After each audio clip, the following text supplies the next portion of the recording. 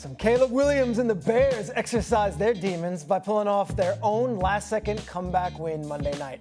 Up against a team that derailed their season with a Hail Mary a year ago, Williams found a way, threw for a touchdown, ran for another to win his third straight game. The Bears, they have now 3 straight wins since starting the season 0-2, while scoring at least 20 in each of those games. So far this season, Caleb has increased his passing yards per game, his attempts, yards per attempt, and is taking less sacks compared to last season. So, Mad Dog, I ask, are you all in on the Caleb Williams era in Chicago? I am not, and great job for Troy Aikman on Monday night, because Troy wasn't into it either. You can tell just by listening to his commentary. And if Ben Johnson, who's done a hell of a job, and Caleb Williams are going to sit there and tweet about Troy Aikman, timeout. Well, Ben Johnson didn't tweet anything. Well, I mean, the player had I thought Ben Johnson didn't like what Aikman had to say. He addressed it in the press conference. This is Troy Aikman. I mean, this is one of the great quarterbacks in the history of the National Football League with three Super Bowls where he played great in all 3 games. If he wants to have a comment on Caleb Williams, he's allowed to have a comment on Caleb Williams. Deal with it. Me, you want to kill me? Go ahead. What do I know? Because I don't love Caleb Williams either. He creates his own chaos in some of these games. 26% inaccuracy rate. ESPN made sure they gave you that percentage when they said his throws at times can be inaccurate. He fumbled that snap, which cost him an opportunity to win the game late in the third quarter, early fourth quarter. And he's just, I don't know, he's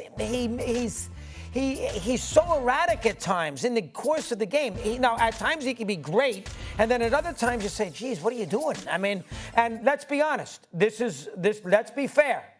Right now, and the Bears have a history of doing a horrific job with quarterbacks. Yep. Justin Fields, Cade McNown, Trubisky. I mean, this is nothing new.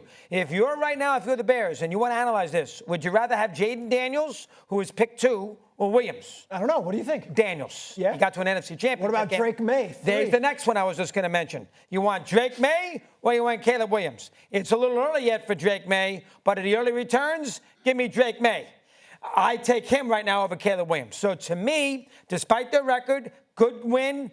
Daniels fumbled. That's the reason they won the game. But overall, I am nervous about him if I'm a Bear fan going forward, big picture. A couple of things. Well, I disagree with Doggy, but before I disagree with Doggy, let me say this. I've been at ESPN since 2003, with the exception of the 2-year hiatus from 2009 to 2011. One of the proudest moments I believe we should have is when we acquired Joe Buck and Troy Aikman to do Monday Night Football. You're talking about the A-team. And you're talking about a guy in Troy Aikman who is a 3-time Super Bowl champion, smart as a whip, incredible integrity, and anybody in the world of football who has a problem with him talking about a quarterback should really, really check themselves. You can have people just as qualified, because there are some who are. There's nobody more qualified than Troy Aikman to be talking about the quarterback position in the National Football League. So everybody just needs to stand down. Let's get that out the way first. Now let me get to the point about Doggy on Caleb Williams. Doggy, I get where you're coming from, but I respectfully disagree with you, and I'm going to tell you why.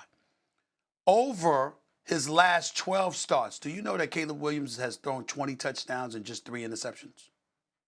Do you realize that Caleb Williams is on his 3rd head coach into this season, game 18 of his professional career, Doggy, on his 3rd head coach and his 4th offensive coordinator?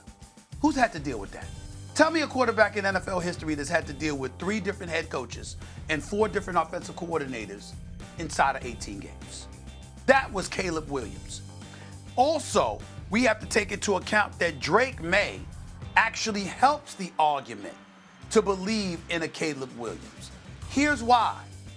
No disrespect, but when Bill Belichick departed and Robert Kraft decided to give the job to Gerard Mayo, didn't work out, did it?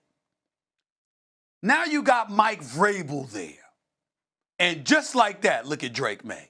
We weren't saying this about Drake May last year, but we're saying this about him now. Why, Doggy? Because you know as well as I do, particularly when it comes to the National Football League, coaching matters. It really, really does. It's not just about X and O's. It's also about development.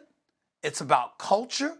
And it's about making sure that that culture is something that augments and elevates your quarterback as opposed to compromising their level of production. That is what Mike Vrabel has done in New England in a short stint there already, only 6 games in. We got to give credit where credit is due. Right now, Mike Vrabel is a candidate for Coach of the Year because of how New England has looked. Now we get back to Caleb Williams.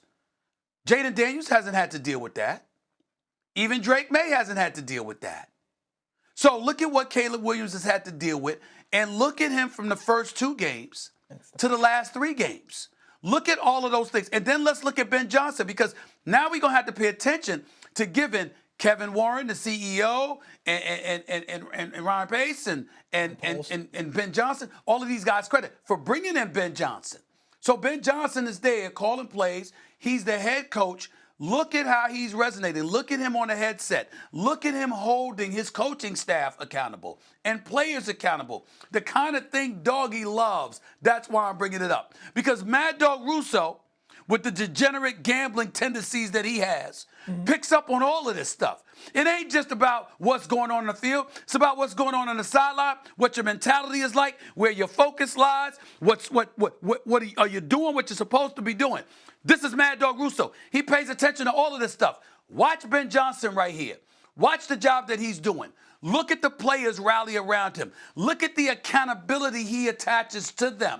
Chicago has something going on. And then when we take into account Chicago's history, hey, Doggy, Jim McMahon wasn't the star of the Chicago Bears. I mean, we saw him doing the video, the hustling crew and all of that stuff. But this dude was, this is the 80s. This was no Dan Fouts. This was no Dan Marino.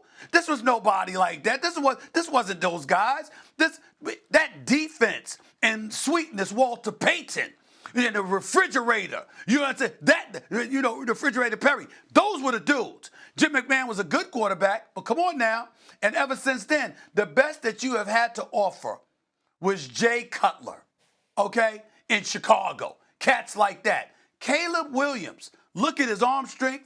Look at his ability to make those throws. Look at his ability to scramble, to move. Look at his NFL body. I believe in Caleb Williams. He's not there yet, but he has tremendous potential. And now that he's got a coach like Ben Johnson, I think sky's the limit. I would also argue this, to Stephen A's point. I don't know if there was a single player, and this includes Lamar Jackson and Josh Allen and all the rest that we talk about, who had more pressure and eyeballs on them coming into this season, considering A, they spent big bucks on bringing in the offensive guru, Ben Johnson, but then in the draft, getting Colston Loveland, getting Luther Burden, they also have all those other weapons that they have, and Roma Dunze, a former top 10 pick. Everyone was looking for Caleb Williams to fail here, and here we are. They're 3-2. He's won 3 straight games. I don't know what else he could have done, Doggy. He was terrible week 1 against Minnesota. He was not terrible in that game. Oh, he wasn't good. They had this game. They had that game, and then they lost in the end, and McCarthy had a great drive at the end. He didn't play well in that game. Doggy, when trailing or tied this season, Caleb Williams is completing 64% of his passes, 6 touchdowns, just 1 interception, with a passer rating of 103.6. We're talking about this brother like throw him out with the bathwater.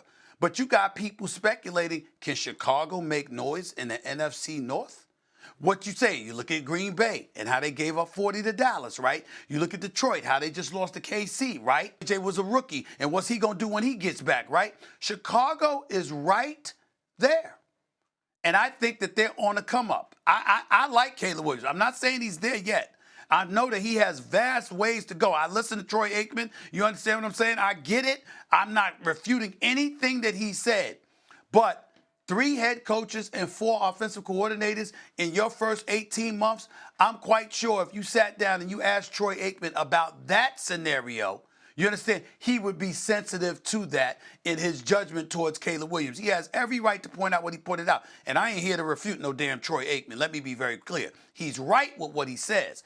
I'm just saying it's early. You want to judge Caleb Williams, judge him now that he's got Ben Johnson. Because I'm here to tell you, I believe in Ben Johnson. I think that man can coach. I really, really do. And by the way, we're seeing, and I hate to bring this up, but it's necessary because y'all are right there in New York. Peter, Doggy, you know this. Look at the discrepancies between the two former Detroit Lion coordinators. Mm-hmm. Look at the offensive coordinator that is Ben Johnson in Detroit last year. Look at the defensive coordinator that is Aaron Glenn. And look at them as head coaches right now. There is a vast difference when it comes to the level of production that is taking place in Chicago compared to what is taking place in East Rutherford, New Jersey. No doubt. And I would just add and put a button on it. Games like Monday night, the Washington game, years prior, Bears would lose those games. They found a way to win. Yeah, but Williams is not the reason they won. He absolutely was. Swift was the guy. You have a quarterback giving the ball to Swift, passing the ball to Swift. Williams absolutely was the reason why. Oh, I don't think so. Okay. Boy. We got